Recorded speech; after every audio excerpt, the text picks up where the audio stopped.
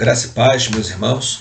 Vamos à nossa terceira aula da nossa matéria Teologia Pastoral e hoje nós estaremos estudando sobre a definição dos termos pastor, bispo, presbítero, pregador e mestre.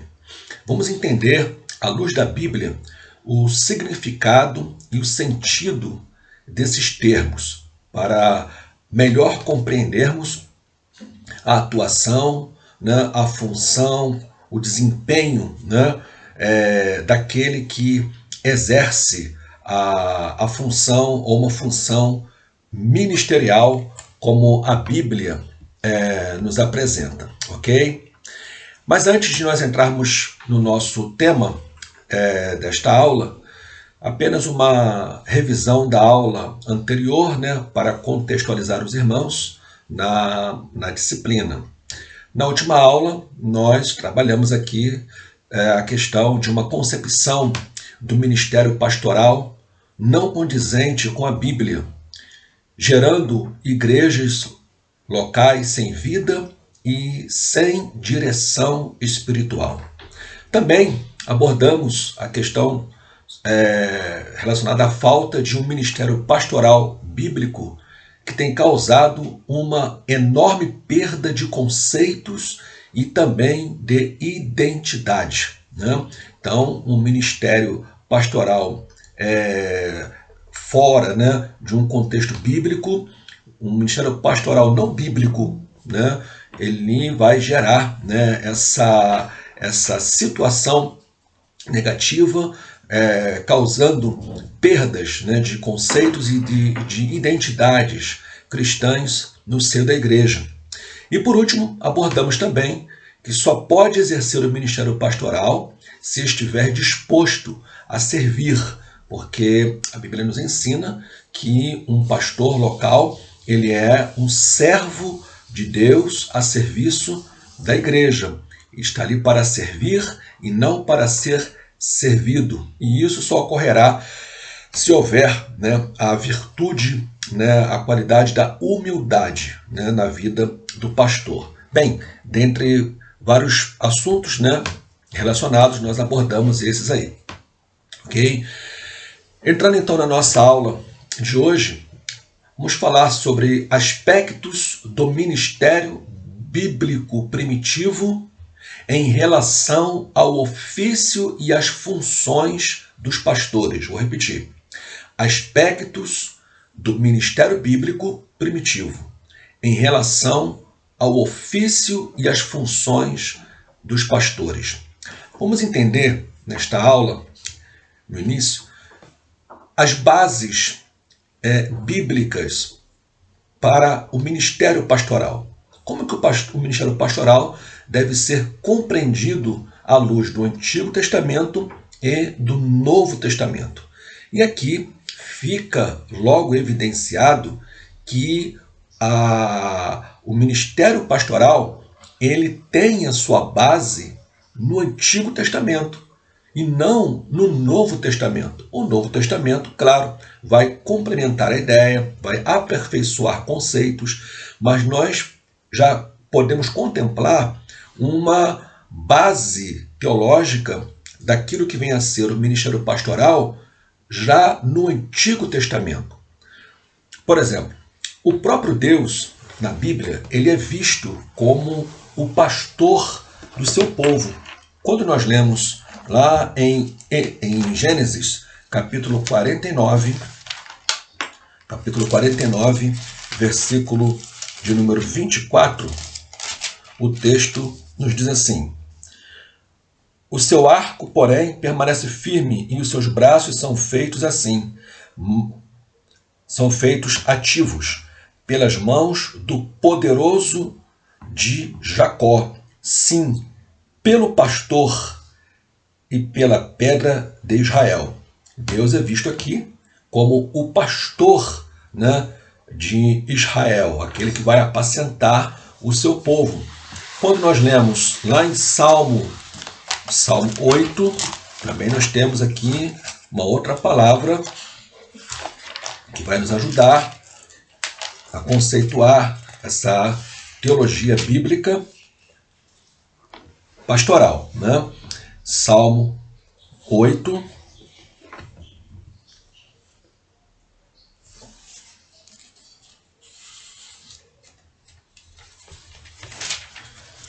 Meus irmãos, eu anotei uma referência aqui, mas não é o Salmo 8. É uma outra referência e agora eu me perdi. Mas vamos para um outro salmo. Salmo 80, perdão, tá bom, irmãos? Salmo 80, verso 1. Depois eu vou achar aquela referência e vou passar para os irmãos. Na minha anotação aqui, eu acabei me confundindo para relacionar aqui um capítulo, né? Então, Salmo 80, verso 1, diz assim: Dá ouvidos, ó pastor de Israel, tu que conduzes José como um rebanho, tu que estás entronizado acima dos querubins, mostra o teu esplendor. Então, pelo menos aqui nessas duas referências, nós podemos ver que Deus ele é visto como o pastor do seu povo. O pastor ele exerce autoridade, demonstra cuidado terno, desenvolve tarefas específicas, revela coragem e está sujeito ao sacrifício pastoral. Os israelitas são ovelhas que necessitam de um pastor. No Salmo 44, nós vamos ver também essa situação. Salmo 44, verso 22. Mas por amor de ti, somos entregues à morte continuamente, somos considerados como ovelhas para o matadouro. Salmo 100, verso 3, uma outra referência. Salmo 100, verso 3. Saibam que o Senhor é Deus, foi Ele quem nos fez e dele somos o seu povo e rebanho do seu pastoreio. Essas e outras referências, temos mais referências aqui, nos apontam sobre esta relação ovelha-pastor, né? Na primeira citação, apresentamos aqui Deus como sendo o pastor do seu povo. E agora, nessas referências, nós apresentamos o povo de Israel, os israelitas, como que na dependência, né, do pastor, do seu pastor, que é o próprio Deus. Deus, então, ele é o pastor que ama as suas ovelhas, como diz aqui em Isaías, capítulo 43. Isaías, capítulo 43, nós vemos o amor, né, de Deus como pastor pelas suas ovelhas. Isaías 43, versículos 4 e 5. Visto que você é precioso aos meus olhos e digno de honra, e porque eu o amo, darei homens por você e povos em troca de sua vida. Não tenha medo, porque eu estarei com você. Trarei a sua descendência desde o Oriente e o ajuntarei desde o Ocidente. Jeremias 41, versículos... Jeremias capítulo 31, Jeremias 31, versículo de número 3, também aparece Deus aqui como que cuidando, como que zelando, guiando o seu povo, deixando bem claro que ele está no controle, né, da vida e da história do seu povo. Jeremias 31, versículo de número 3. Estou com a Bíblia aqui, novas páginas, estão um pouco coladas, né? Jeremias 31, versículo 3. De longe o Senhor lhe apareceu, dizendo, com amor eterno eu a amei, por isso com bondade a atraí. Né? Então aqui é uma palavra de Deus em relação ao seu povo, né? Demonstrando o amor dele pelo seu povo, a forma como Deus estaria cuidando do seu povo. Então, Deus é o pastor que ama as ovelhas. Provérbios capítulo 3, versículo 11, a Bíblia nos apresenta que Deus é aquele que também disciplina o seu povo. Salmos 11, verso 7, é aquele que se disponibiliza, mas também no Salmo, em Deuteronômio, capítulo 6, versículo 5, é aquele que exige amor. Lá está dizendo que os israelitas deveriam amar ao Senhor, né, com toda a sua alma, com todo o seu coração, com todo o seu entendimento. Então Deus é um Deus que se dispõe a abençoar, a proteger e a cuidar do seu povo, mas também exige uma reciprocidade por parte do seu povo. E começa com a base, com a base, essa base, né, ela começa a partir do amor. Né? O povo deveria de amar a Deus sobre todas as coisas, amar o seu pastor, que é Deus, sobre todas as coisas. Esse pastor, né, que é o Deus de Israel, ele se apresenta também como Deus, um pastor misericordioso. Salmo 62, verso 12, Isaías 54, versículos 10 e o capítulo 55, versículo 3. Ele é o pastor misericordioso. E o Salmo 145, verso 9, ele é o pastor compassivo. Então, resumindo aqui esse ponto, Deus é o pastor que ama as suas ovelhas, disciplina, se disponibiliza, mas exige amor das suas ovelhas. E esse Deus, o pastor por excelência, é misericordioso e compassivo para com as suas ovelhas. Bem, sendo assim, como afirma o escritor e mestre James F. Stringer, assim, o Antigo Testamento fornece uma base importante para a compreensão da função do pastor. O pastor manifesta seu cuidado, amor, misericórdia, disciplina, compaixão e prazer paternal em relação ao seu povo, por quem ele deseja, né, ser amado e temido de todo o coração. Ele também demonstra a autoridade e a fidelidade de Deus, bem como a necessidade e as implicações da obediência. Os líderes servos exemplificam tanto os pontos fortes como os fracos, à medida que são usados por Deus para executar seu plano soberano na história humana. Então, percebam que essa figura de Deus no Antigo Testamento, como pastor de Israel, é justamente o modelo pastoral a ser seguido pelos pastores na atualidade, né? Ou no período do Novo Testamento para cá. Então nós olhamos para o exemplo de Deus como pastor no Antigo Testamento e assim desenvolvemos o nosso ministério pastoral. No Novo Testamento, nós vamos também continuar aqui aprendendo agora com novos, né, conceitos ou ainda alguns conceitos ampliados, a partir, por exemplo, do próprio Senhor Jesus. Em João, capítulo de número 10, nós vemos Jesus sendo apresentado como o pastor principal.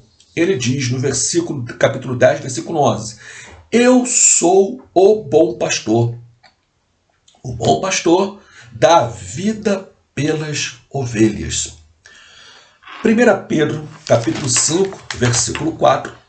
Essas referências, irmãos, são importantes porque nós precisamos fundamentar esses conceitos à luz da Bíblia, para que aquilo que falamos não seja fruto da nossa, não pareça ser, né, fruto da nossa imaginação. 1 Pedro, capítulo 5, versículo 4, o apóstolo nos diz assim, e quando o sumo pastor se manifestar, vocês receberão a coroa da glória, que nunca perde o seu brilho. Então aqui ele é apresentado como o supremo pastor, ou o pastor principal. Ok? Então, João 10, versículo 11, o próprio Jesus se identifica como o bom pastor, e 1 Pedro 5,4, o apóstolo Pedro o identifica como o supremo pastor ou o pastor principal. Esse pastor principal, que é Jesus, a Bíblia nos diz que ele morreu pela igreja e comprou a igreja para si. Atos capítulo 20, versículo 28, diz que Deus comprou a igreja com o seu próprio sangue. Ora, quem foi que morreu na cruz pelos nossos pecados e derramou o seu sangue por nós, pecadores? O próprio Jesus. Então, ele é o próprio Deus. Capítulo 20, versículo 28 de Atos, temos ali, abrindo aqui um parênteses, uma evidência bíblica da divindade de Jesus, ok?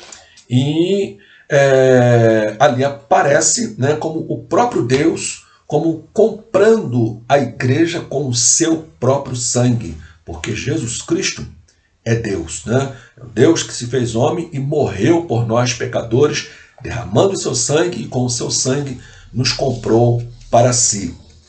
Então ele é o pastor que morre pela igreja e adquire a igreja para si. Por isso, né, vamos avançar um pouquinho mais, né, daqui a pouquinho, mais na matéria, mas já adianto aqui para que tenhamos esse pensamento. A igreja é do Senhor Jesus e não dos homens. A igreja pertence ao Supremo Pastor, ok? Ao pastor principal, e não a nós, pastores terrenos, pastores pequenos, subpastores, como será apresentado aqui na matéria. Cristo é a cabeça que lidera o corpo, que é a igreja. Efésios capítulo 1, versículo 22. Efésios capítulo 1, versículo 22. E sujeitou todas as coisas debaixo dos pés de Cristo para ser o cabeça sobre todas as coisas. O deu à igreja. Capítulo 5, versículo 23, é um texto bastante conhecido por nós, que nos diz assim, capítulo 5, versículo 23. Porque o marido é a cabeça da esposa, como também Cristo é o cabeça da igreja, sendo ele próprio o salvador do corpo.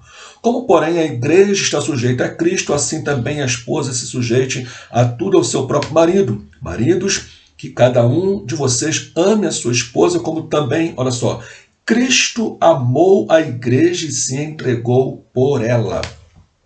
Então, esse pastor supremo, né, o bom pastor, que é Cristo, ele lidera a igreja, ele é a cabeça, né, da igreja. Por isso que Paulo, em um dos seus escritos, ele vai dizer que nós precisamos ter o quê? A mente de Cristo. Temos que pensar como Cristo pensa. Cristo ele coordena, ele lidera, ele comanda, entende? Então ele nos direciona nos nossos posicionamentos, como devemos fazer, como devemos falar, como devemos proceder como corpo, né? Como igreja aqui na Terra, como extensão, né, do próprio Cristo, como extensão do próprio Cristo.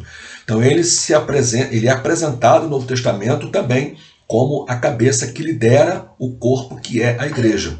Aí, desenvolvendo esse pensamento, né, no Novo Testamento, nós vamos ver que homens são chamados para exercerem a função de pastores, mas aqui, entre parênteses, subpastores, ok?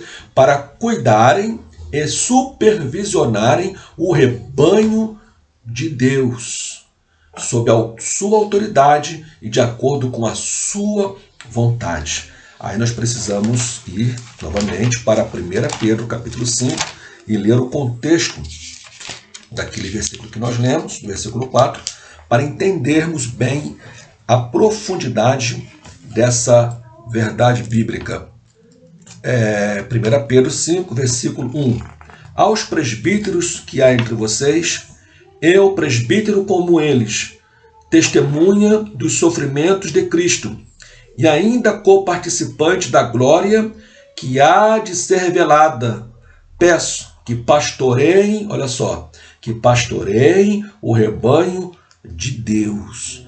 Ele não está mandando que os presbíteros pastoreiem os seus próprios rebanhos, mas que pastoreiem o rebanho de Deus, que há entre vocês, não por obrigação, mas espontaneamente, como Deus quer, não por ganância, mas de boa vontade, não como dominadores dos que lhes foram confiados, mas sendo exemplos para o rebanho.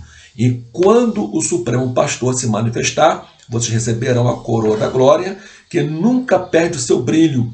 Peço igualmente aos jovens que estejam sujeitos aos que são mais velhos, que todos se revistam de humildade no trato de uns com os outros, porque Deus resiste aos soberbos, mas dá graça aos humildes. Né? Então, era até o versículo 4, eu acabei lendo mais um versículo aqui. Né? Mas o assunto fecha com o versículo 4, nos falando sobre a necessidade de que o pastor tem de compreender de que aquele povo que ele está pastoreando, a igreja não é dele, a igreja é do Senhor. Nós sabemos disso, você sabe disso. Agora, sabemos também que tem muitas pessoas que agem com o rebanho como se o rebanho fosse dele. Né? Até mesmo quando se diz, na simplicidade, eu sei, na força da expressão, a minha igreja, as minhas ovelhas, quando é bem na verdade, meus irmãos, a igreja não é minha, a igreja não é sua, as ovelhas não são nossas, as ovelhas têm um dono, e esse dono é o Supremo Pastor, é o pastor principal das ovelhas, Jesus Cristo, porque foi ele quem adquiriu essas ovelhas para si. Quem pagou o preço foi ele, quem derramou o sangue foi ele. Tá, pastor Alessandro, mas qual é a minha relação então com as ovelhas? A Bíblia diz aqui nesse texto que as ovelhas estão entre nós, estão sob os nossos cuidados e devemos então pastorear o rebanho de Deus que há entre nós, como diz aqui. As ovelhas foram confiadas ao nosso cuidado e um dia daremos conta do nosso serviço pastoral. Então, e para que tudo vá bem, é necessário que cada pastor pastoreie o rebanho de Deus que está sob o seu cuidado, de acordo com a vontade de Deus e não de acordo com a sua própria vontade. Aí nós temos que olhar, lembra, os conceitos do Antigo Testamento sobre Deus, né, como pastor de Israel. Como que Deus apacentou o seu povo? Como que Deus se relacionou com o seu povo? Quais foram os atributos de Deus revelados durante o apacentar de Israel no Antigo Testamento? Temos que aprender com Deus no Antigo Testamento. Temos que aprender com Jesus no Novo Testamento o modo, a maneira como ele se relacionou com as ovelhas, com os discípulos e aprender dele para que o nosso ministério não seja censurado, para que o nosso ministério não seja reprovado. Ok? Então, fechando aqui essa parte do Novo Testamento, tanto pela doutrina, como lá em 1 Coríntios capítulo 12, como pelo exemplo vivo, o Novo Testamento revela a natureza da igreja e de todos os seus membros e atividades. Porque 1 Coríntios 12 nos fala acerca da igreja como corpo, que tem muitos membros, cada membro tem uma função, uma responsabilidade no funcionamento desse corpo. Ele também provê ensinos claros acerca de seus oficiais e suas funções. O papel e as responsabilidades de um pastor, conforme é apresentado no Novo Testamento, são a base de todo o ministério bíblico frutífero. Então, meus irmãos, se queremos realmente que o nosso ministério pastoral seja frutífero, voltando aqui à aula anterior, é necessário que esse ministério seja bíblico, que ele esteja fundamentado nos princípios bíblicos. E alguns deles foi o que eu acabei de mencionar aqui, e em outras situações além estaremos caminhando no decorrer da aula, ok? Agora vamos entrar então na definição desses termos: pastor, bispo, presbítero, mestre, enfim, né? Pastor, definição e implicações. Vários termos para o mesmo ofício pastoral. O primeiro deles que nós precisamos analisar é o termo episcopos, de onde vem o termo bispo.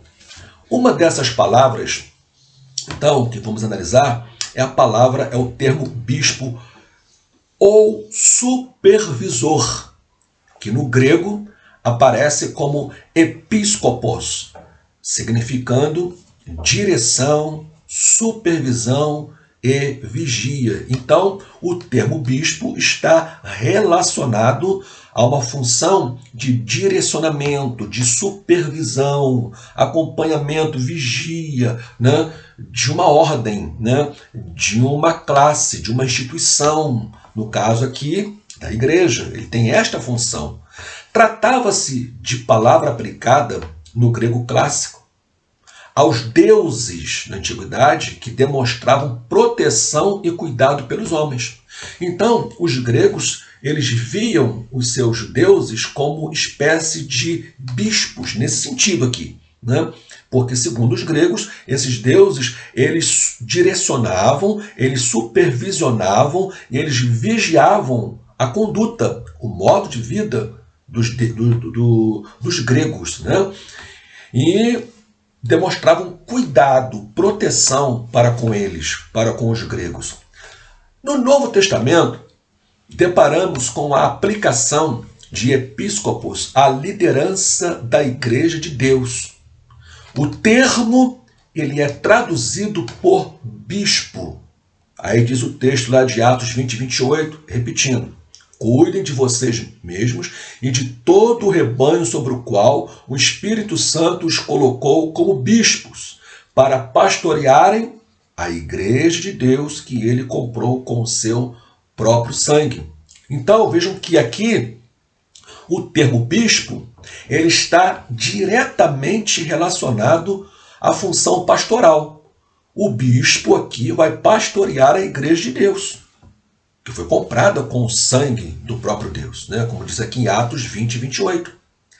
Lemos também em Filipenses capítulo 1, versículo 1, uma referência relacionada aqui ao termo bispo, né? Dentro desse conceito, Filipenses 1, versículo de número 1. Paulo, a Timóteo, servos de Cristo Jesus, a todos os santos em Cristo Jesus, inclusive bispos e diáconos que vivem em Filipos. Bispos e diáconos. Agora, quando nós vamos para 1 Timóteo, capítulo 3, versículos número 2. 1 Timóteo, capítulo 3, versículo 2. É necessário, pois, que o bispo seja irrepreensível, esposo de uma só mulher, moderado, sensato, modesto, hospitaleiro, apto para ensinar. Vejam que o bispo aqui, ele deve preencher o requisito do ministério do ensino, que está diretamente relacionado também ao ministério daquele que apacenta, né? E não dado ao vinho, nem violento, porém cordial, inimigo dos conflitos, não avarento, e que governe bem a sua própria casa, cuidando dos filhos, sob disciplina, com todo o respeito. Pois se alguém não sabe governar a própria casa, como cuidará, cuidar, né? Proteger da igreja de Deus. Aí quando você vai para Tito, capítulo 1, versículo 7, aqui você começa então a compreender o desenvolvimento do assunto, capítulo 1, versículo 7, porque é indispensável que o bispo, por ser encarregado das coisas de Deus, seja irrepreensível, não arrogante, alguém que não se irrita facilmente, não apegado ao vinho, mas não violento, nem ganancioso. E 1 Pedro, capítulo 2, versículo 25. 1 Pedro, capítulo 2, versículo 25.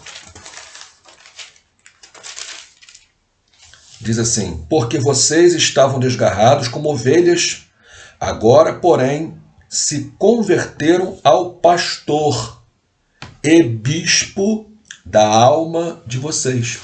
Aí aparece aqui Jesus, né?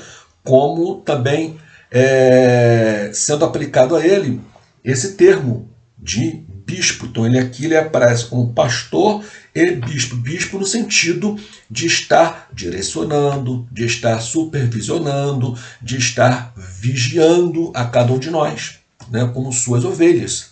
O termo em sua origem não destacava a pessoa em si, né? Mas sim a função de servir o rebanho e cuidar dele, como rebanho de Deus. As mesmas exigências aplicavam-se tanto ao bispo como ao presbítero. Você vai olhar as referências sobre os presbíteros, nós vamos chegar a essa conclusão. Querem ver?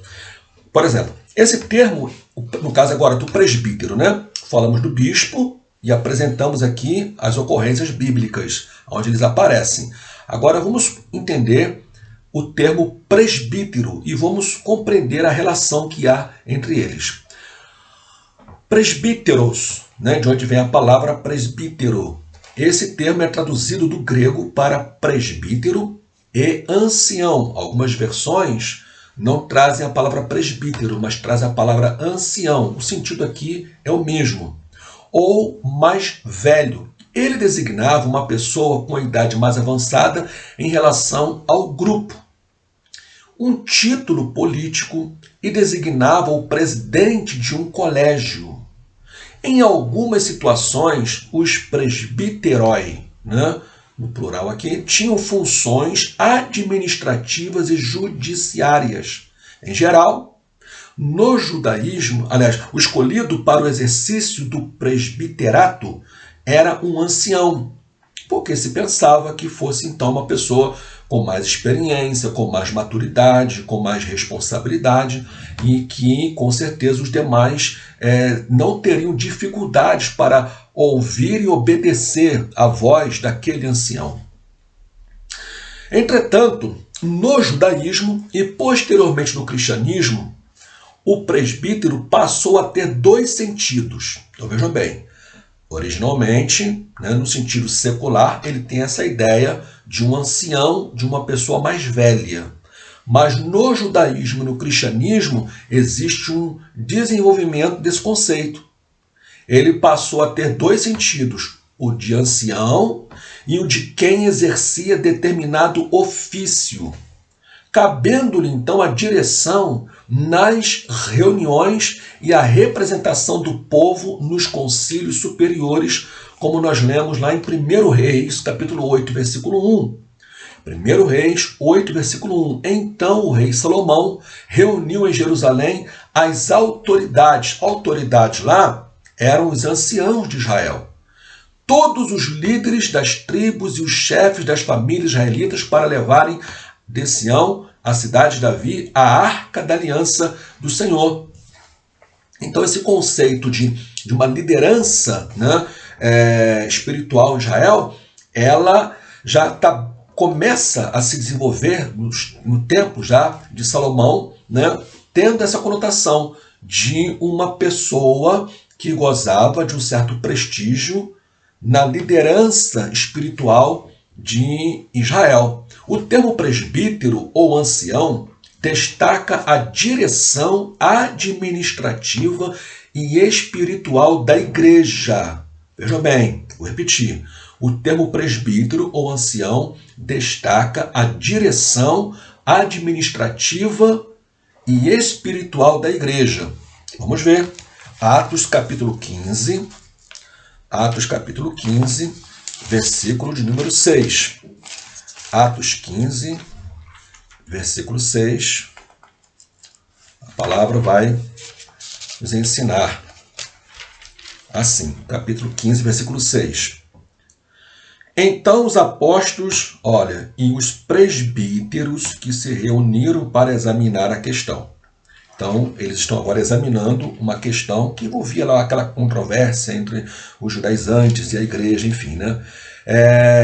E no capítulo 5, versículo 17 de 1 Timóteo, nós temos lá aquela famosa, né, conhecidíssima recomendação de Timóteo acerca dos que estavam enfermos, capítulo 5 de 1 Timóteo, versículo 17. Né?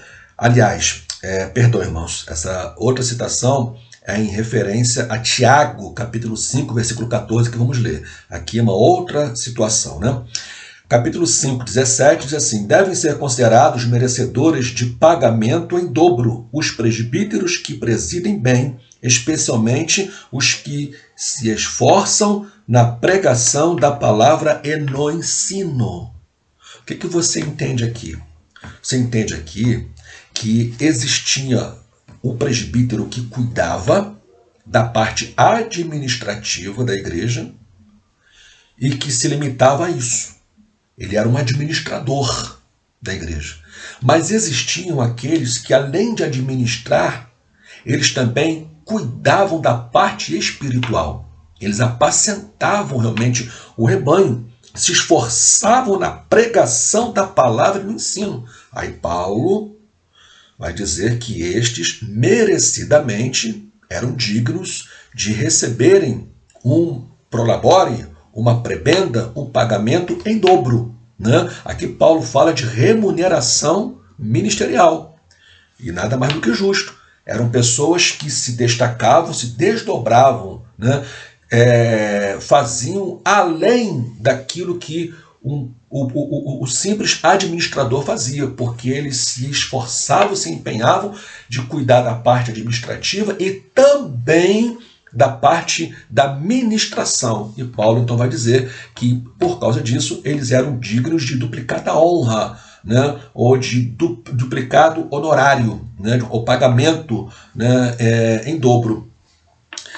Tiago, capítulo 5, versículo 14, nós temos aquele famoso texto que eu acabei de mencionar, quando Tiago diz: está alguém entre vós enfermo? Chame os presbíteros da igreja, e eles orarão pelo enfermo, né? E se houver cometido pecado, ser-lhe-ão perdoados. Né? E a oração da fé salvará o enfermo e o levantará. Não é isso? Então ele aparece a figura de um presbítero com esta responsabilidade.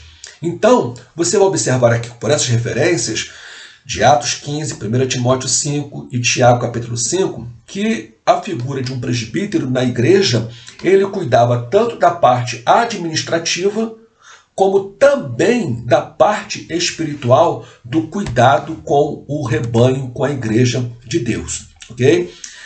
O termo pastor vem de uma palavra grega, poiné. O termo pastor no grego aparece como poiné e seus derivativos, né?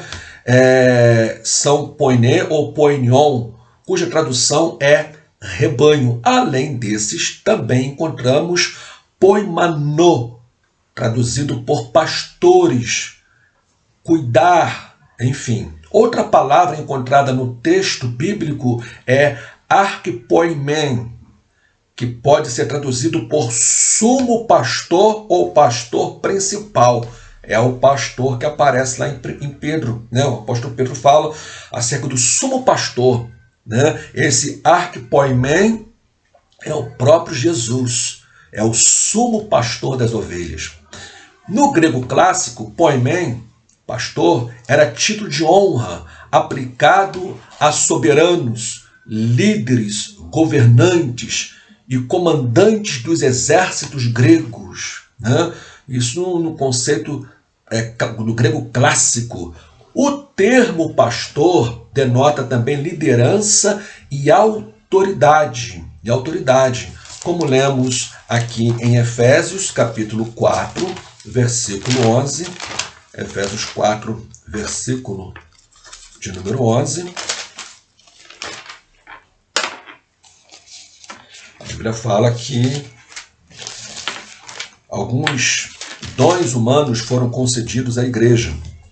E diz o texto assim: e ele mesmo concedeu uns para apóstolos, outros para profetas, outros para evangelistas e outros para pastores e mestres. Tem aqui o conceito de uma função de liderança e autoridade. Versículo 12, complementa o texto, diz assim: com vista ao aperfeiçoamento dos santos para o desempenho do seu serviço para a edificação do corpo de Cristo. Pessoas que estariam numa função de liderança espiritual, conduzindo o rebanho, conduzindo a igreja de Deus. Esses possuem uma direção e provisão, né? Como aparece lá em 1 Pedro capítulo 2, versículo 25, como já lemos, e o capítulo 5, versículos 2 e 3 também, como já foi lido. Um termo relacionado aqui, também está bem próximo do termo pastor, é o termo pregador. O que é um pregador? Indica proclamação pública do evangelho e ensino do rebanho. Romanos capítulo 10, versículo 14. Romanos capítulo 10, versículo 14. Diz assim: como, porém, invocarão aquele em quem não creram? E como crerão naquele de quem não ouviram? Aí, olha.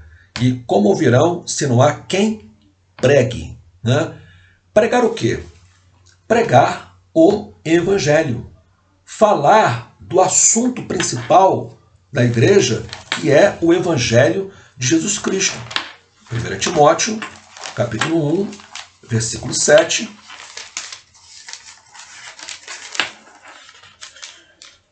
Pretendendo passar por mestres da lei, não compreendendo, porém, nem o que dizem, nem os assuntos sobre os quais falam com tanta ousadia.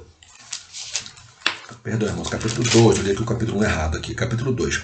Paulo diz assim: para isto fui designado pregador e apóstolo, afirmo a verdade, não minto, mestre dos gentios, na fé e na verdade. Para isto fui designado pregador. Vejam, Paulo era um líder espiritual, Paulo foi um grande missionário e ele aqui se apresenta como pregador, designado pelo próprio Deus.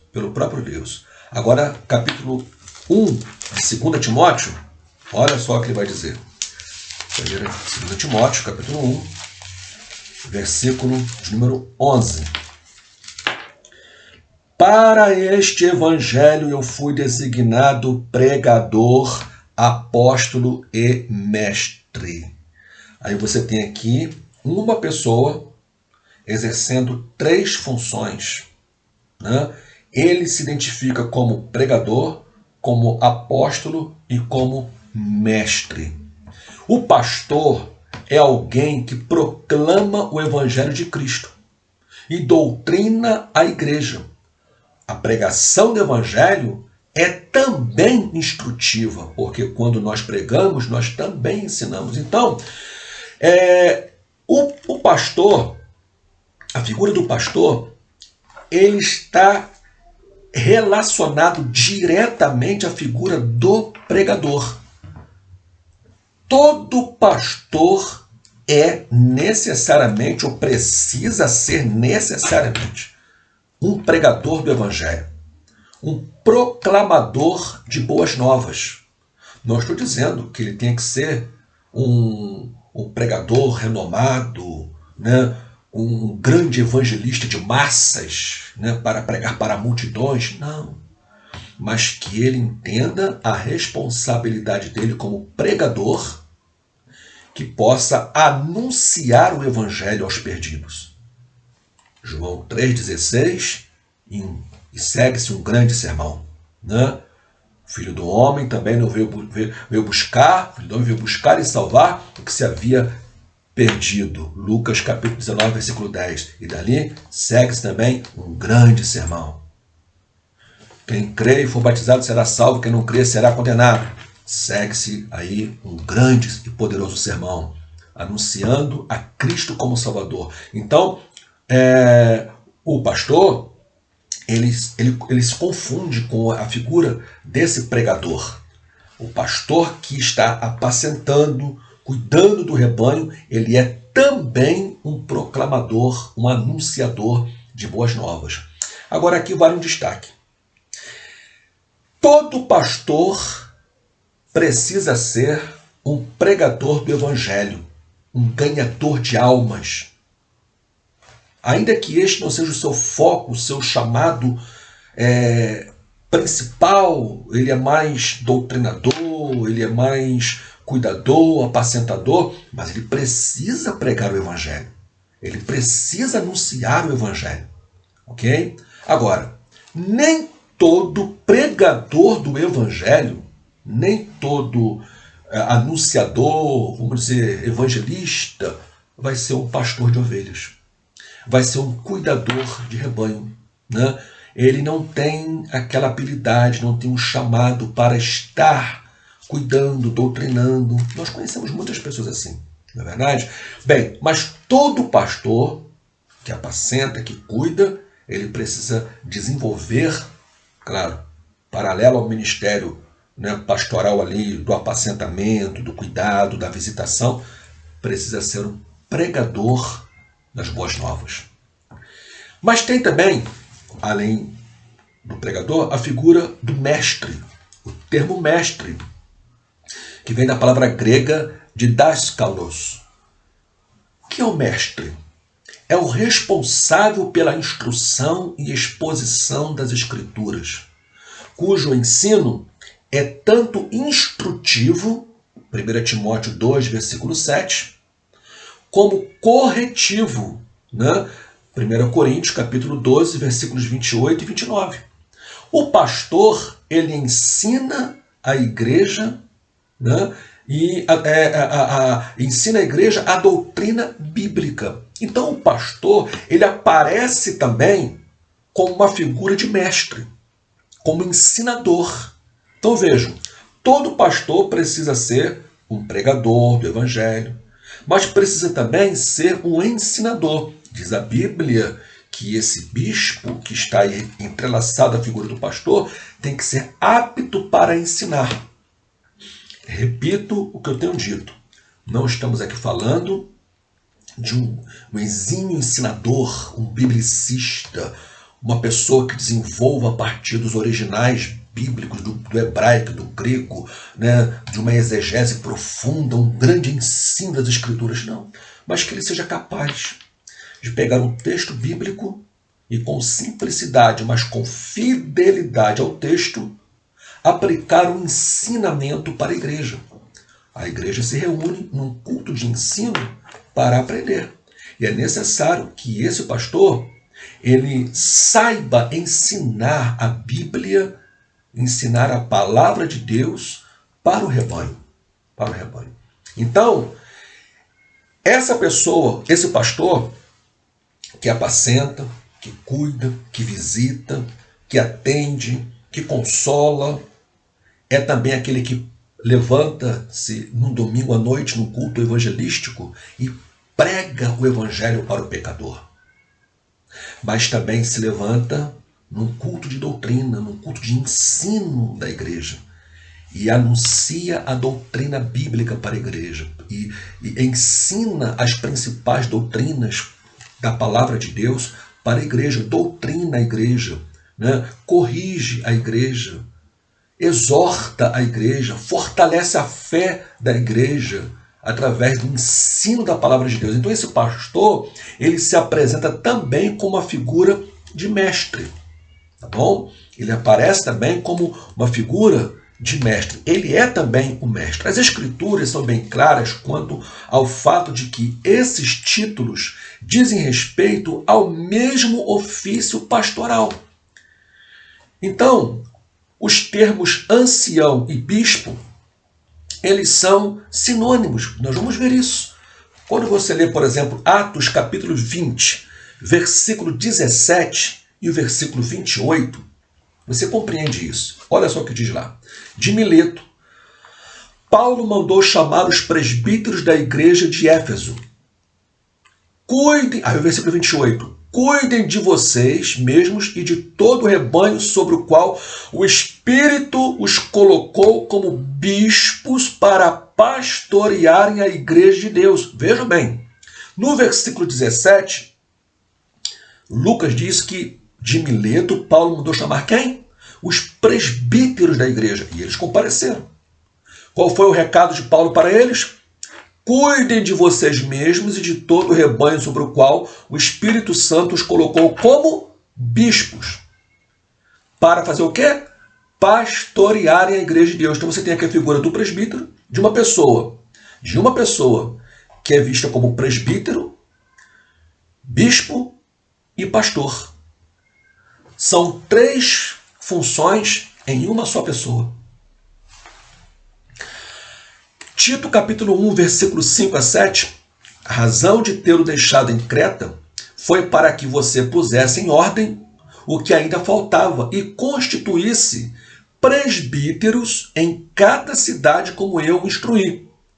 Aí ele diz, é preciso que o presbítero seja irrepreensível, marido de uma só mulher, e tenha filhos crentes que não sejam acusados de libertinagem ou de submissão.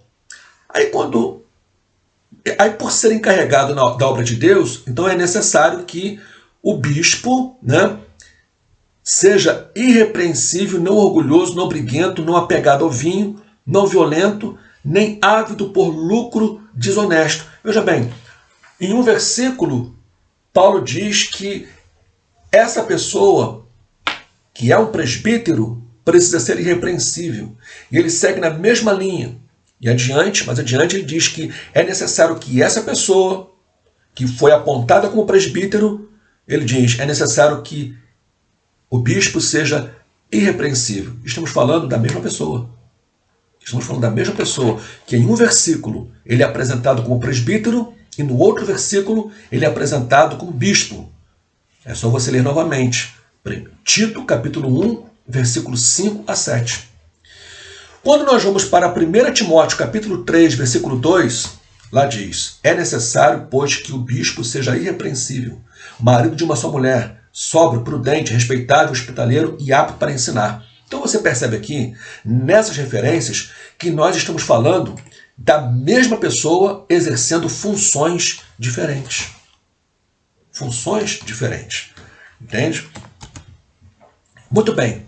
Os títulos de presbíteros, bispo e pastor são também sinônimos. Lá em 1 Pedro, capítulo 5, versículos 1 e 2, quando diz, portanto, apelo para os presbíteros que há entre vocês, e o faço na qualidade de presbítero com eles. Olha só, Pedro se identificando como presbítero, como eles, e testemunha dos sofrimentos de Cristo, como alguém que participará da glória a ser revelada. Aí ele diz, pastoreiem o rebanho de Deus. Ele está mandando os presbíteros serem pastores. Os presbíteros devem pastorear o rebanho de Deus. A função de liderança dos presbíteros é também evidente na atividade pastoral. É uma atividade pastoral, aquela que está lá em Tiago, capítulo 5, 14. Entre vocês, há alguém que está doente? Que ele mande chamar os presbíteros da igreja, para que estes orem sobre eles e o unjam com óleo em nome do Senhor. Esses termos nos falam sobre a direção, vigilância e cheia de cuidado que deve haver na igreja. Vou repetir, esses termos nos falam sobre a direção vigilante e cheia de cuidado que deve haver na igreja. Então, um líder espiritual, ele vai ser um bispo, porque ele vai estar dando direcionamento à igreja, vai estar vigiando a igreja, vai estar supervisionando a igreja. Mas ele aparece também como a figura de um presbítero quando cuida, quando dá atenção, quando ele precisa estar atento à parte administrativa da igreja.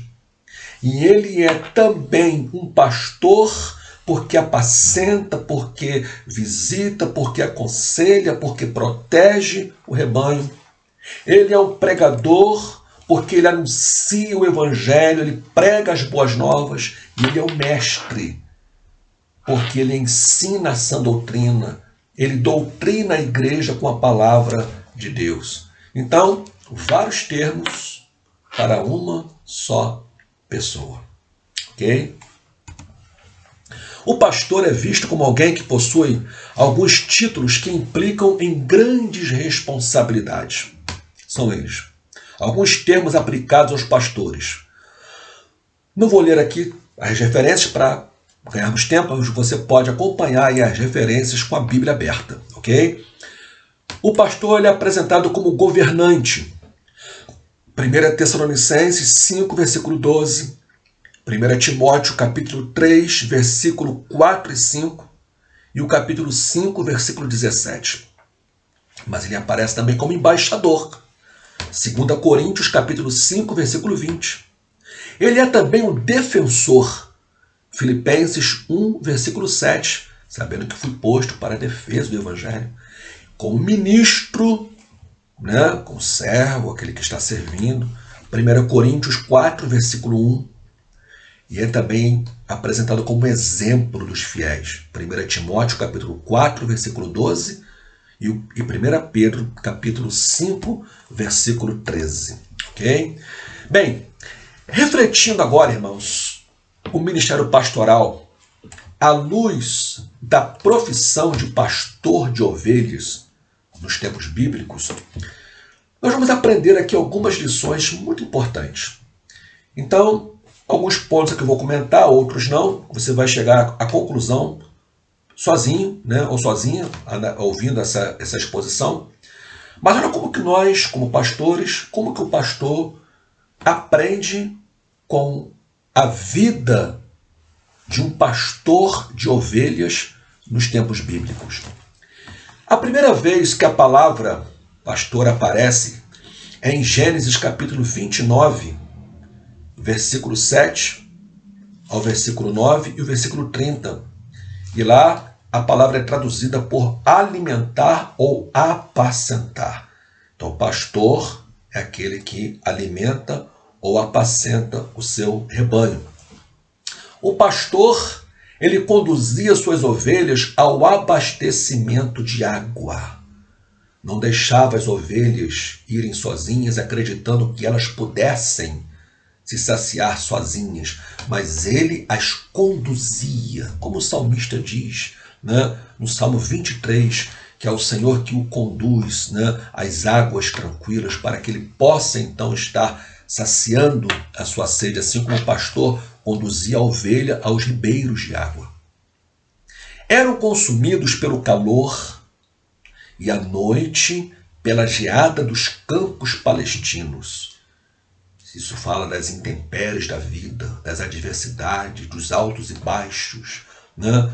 Das diversas aflições e provações que o pastor da igreja vai sofrer. O bom pastor dava a sua vida pelas ovelhas. Jesus fala sobre isso em João capítulo 10, que o bom pastor dá a sua vida pelas ovelhas. Aqui eu preciso abrir um parênteses para uma explicação, né? Quando falamos aqui, trazemos essa comparação que o pastor, o bom pastor dá a vida pelas ovelhas, é claro que aqui está diretamente ligada à figura de Jesus como esse bom pastor que já deu a sua vida pelas ovelhas. Porque em nenhum momento na Bíblia, um pastor local de uma igreja, a ele é dada a tarefa, a responsabilidade, o desafio de ter que morrer pela sua igreja. Não. Porque já teve um que morreu por ela. O sumo pastor já morreu pela igreja. Então, e a igreja é salva justamente porque esse pastor morreu por ela. Então eu não tenho que morrer pela igreja. Porque já teve um que é o seu dono, é o seu Senhor, é o seu Salvador, que por ela morreu. Mas eu tenho que sim, eu tenho que estar disposto a sofrer, né, a sentir, como dizia Paulo, dores de parto pela igreja. E como um pastor sofre pelo seu rebanho. Ele pode não morrer fisicamente, mas ele morre para si mesmo em muitas áreas da sua vida. Ele renuncia a muita coisa, ele abre mão de muitas coisas, ele deixa de viver para muitas esferas da sua vida em função da igreja que ele pastoreia, porque o exercício pastoral, na íntegra, na sua plenitude, exige muito da figura do seu pastor. Bem, por essa razão, não podiam dormir muito, né? Eles faziam escalas entre si, revezamento, para que feras do campo não viessem para dominar o rebanho e devorar as ovelhas. Então o pastor tinha que estar sempre atento. E quando chegava a hora de um dormir, um outro vinha e revezava ali o serviço, para que o rebanho permanecesse protegido. Assim deve ser na igreja. Entre os pastores, total vigilância, não somente com o pastor principal, mas aqueles que exercem a função pastoral lado a lado, estarem atentos para que o rebanho não corra perigo. Caso não possuíssem essas qualidades, eram considerados como maus pastores ou mercenários. Com o passar do tempo, a profissão de pastor passou a ser mal vista pelos judeus. Olha só, o pastor era considerado imundo, o pastor de ovelhas lá no campo, né? Visto com desconfiança. Era proibido um homem piedoso negociar, por exemplo, com um pastor. Como se vê, o exercício da ocupação pastoral não era fácil. Jesus, em seus ensinamentos e parábolas, ele afirma o valor dessa profissão e dignifica o pastor das ovelhas. Então vejam como que ele vai elevar, né, o moral do pastor, né, sendo ele mesmo o bom pastor. Ele se apresenta como a figura do bom pastor e todos os demais que viriam após ele, como líderes espirituais da igreja, seriam os seus copastores ou subpastores, pastores menores, né, subordinados a ele, a Cristo Jesus, para cuidarem da sua igreja.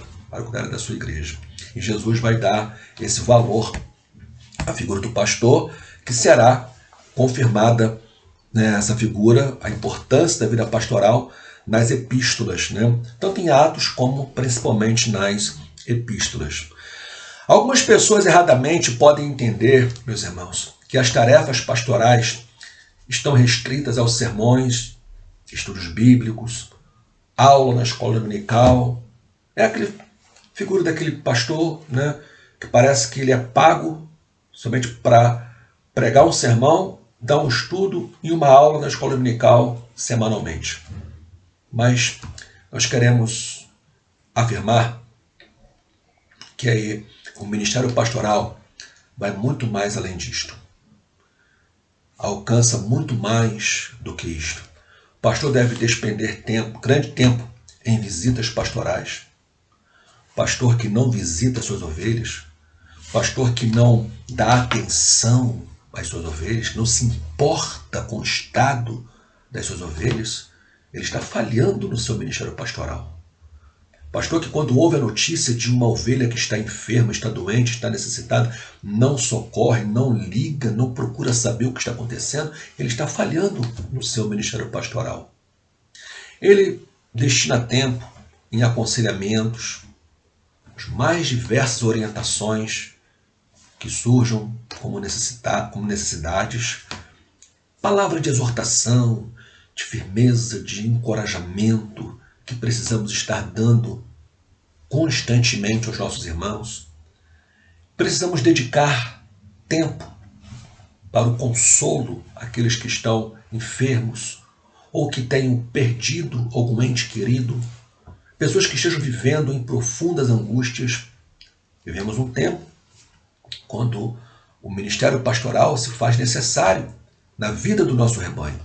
Do rebanho, né? Do rebanho de Deus, olha aí, tá vendo? A força da expressão, né? Do rebanho de Deus que está sob os nossos cuidados.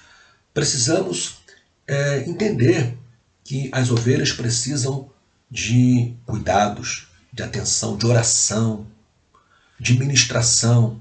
Então, querido pastor, não limite o seu ministério pastoral ao púlpito no templo, porque as necessidades do rebanho vão muito mais além, né, do que essa esfera de ministração de púlpito. Muitas vezes, alguns minutos de uma visita pastoral fala muito mais, causa muito mais efeito do que um grande sermão no domingo à noite. aquela visita que fazemos à casa de um irmão, para tomar um cafezinho com ele, para sentar no seu sofá, para ouvi-lo, para conversar com ele, para conversar de assuntos relacionados à vida daquela pessoa. Para aquele irmão, tem muito mais valor e peso, importância, do que às vezes um estudo bíblico bem elaborado, muito sofisticado, muito rico de terminologias bíblicas. Né? Não estou dizendo que não devemos fazer isso, mas não podemos fazer isto desprezando aquelas coisas, porque aquelas coisas fazem parte do nosso ministério pastoral. Então, à luz das características do pastor de ovelhas e das exigências expostas na Bíblia com relação ao ministério pastoral, podemos afirmar que o ministério pastoral, quando levado a sério, é de fato um trabalho árduo. Né? Existe uma historinha muito interessante que diz que alguém perguntou a um filho, né, a um jovem, né, uma adolescente, ou uma criança, não sei, talvez uma criança, né? Pela resposta, com certeza deve ter sido uma criança. Qual era a função do seu pai? O que o seu pai fazia? Né? Aí ele respondeu assim, não, meu pai não faz nada não, ele é pastor. Né? Foi a resposta daquele filho em relação ao seu pai. Porque na mentalidade dele, o seu pai era um desocupado, porque ele era pastor. E na concepção dele, pastor não faz nada. Né? Bem, vamos admitir que existem muitos chamados pastores que realmente não fazem nada. Mas um pastor que se dedica ministerialmente, com seriedade, no ministério pastoral, o seu tempo é extremamente precioso, porque ele gasta todo o seu tempo praticamente nas demandas, nas atividades que o ministério pastoral exige dele. Não há tempo livre praticamente, a menos que ele seja um bom administrador, porque se ele não administrar bem o seu tempo, ele acaba realmente cuidando 100% até mesmo da vida das pessoas e não lhe sobra tempo para cuidar nem mesmo da sua própria saúde. É um grande erro quando isso acontece. Mas para que os irmãos tenham uma ideia de que o ministério pastoral, quando levado a sério, exige muito do seu pastor. Entretanto, apesar das dificuldades, não podemos nos esquecer das palavras do apóstolo Paulo em 1 Coríntios 9,16. Contudo, quando prego o evangelho, não posso me orgulhar, pois me importa a necessidade de pregar. Ele termina, ai de mim se não pregar o evangelho. Paulo entendia que pregar o evangelho era realmente uma necessidade ministerial e ele precisava cumprir com esta missão. Eu termino essa parte da aula lendo aqui um questionário pessoal de quem aspira o ministério pastoral. Entendo que esse questionário deveria de ser lido e respondido por todos aqueles que almejam o episcopado, que desejam ser pastor. Então, as perguntas são: número 1. Eu satisfaço as qualificações estabelecidas em 1 Timóteo capítulo 3 e Tito capítulo 1? Este é o lugar para começar. Se o seu caráter não é maduro, estável e de forma não perfeccionista, exemplar, então você não está pronto para ser um pastor. Isso não significa necessariamente que você está no caminho errado.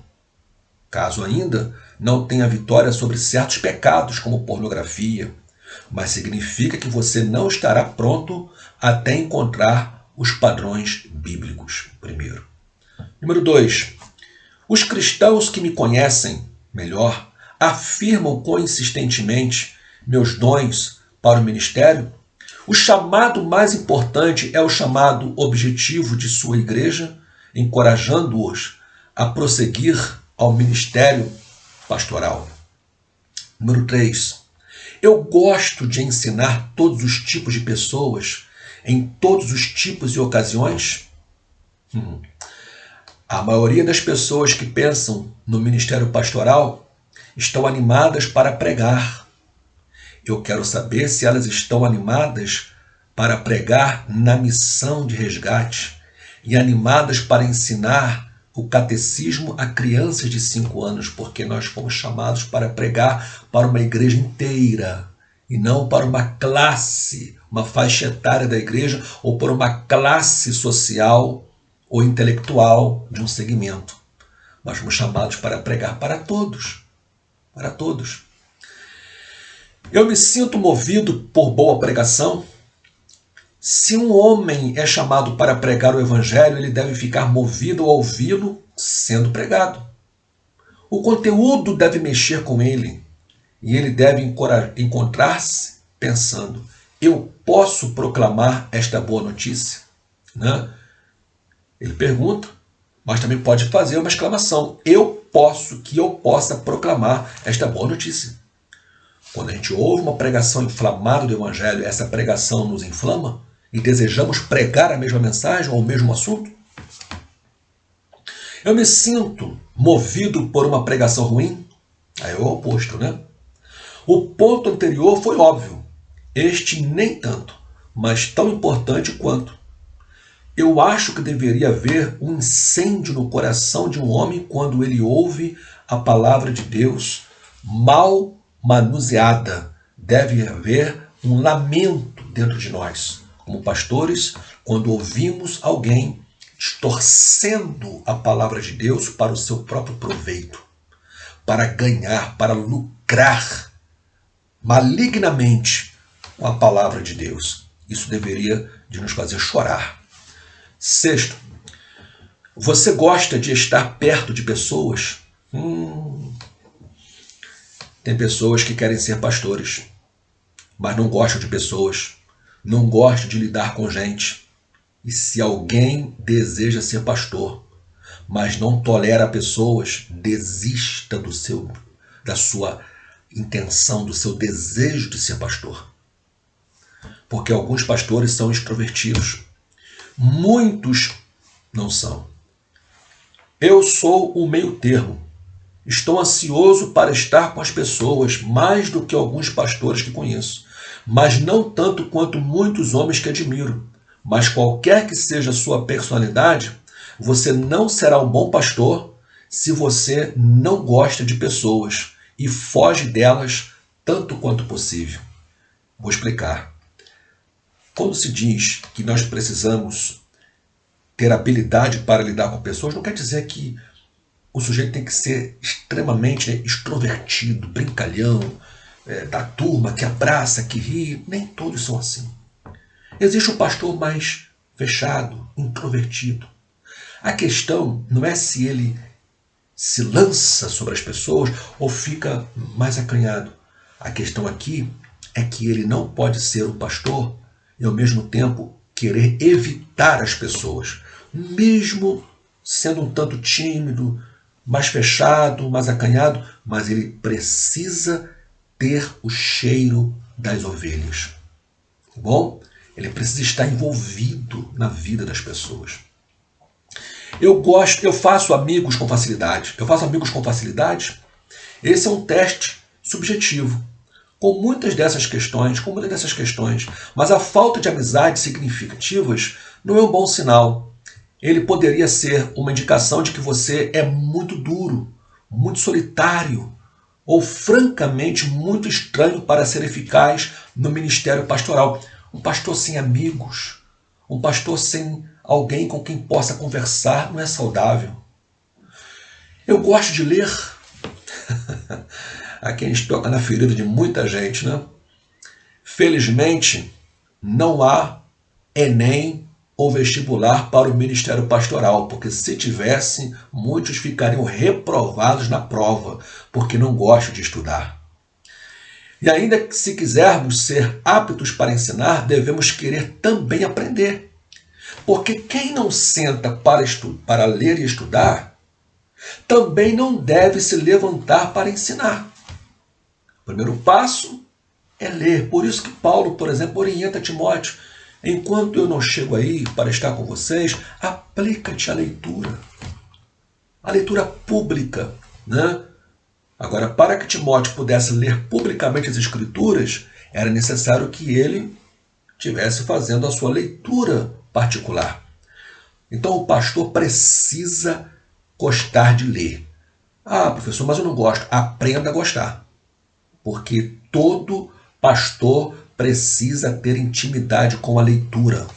Vamos aprender com Paulo, que mesmo na sua prisão, na última prisão em Roma, sabendo que o tempo da sua partida estava próximo, ele pede a Timóteo para que, quando fosse visitá-lo, levasse os seus pergaminhos, os seus livros, para que ele pudesse desfrutar ainda de uma boa leitura nos últimos momentos da sua vida.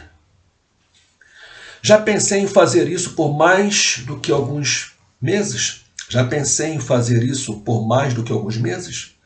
Muitas vezes, quando os alunos ou adultos vêm a Cristo, eles rapidamente assumem que, porque eles são zelosos pelo Senhor, deveriam ir para um seminário e se preparar para o ministério.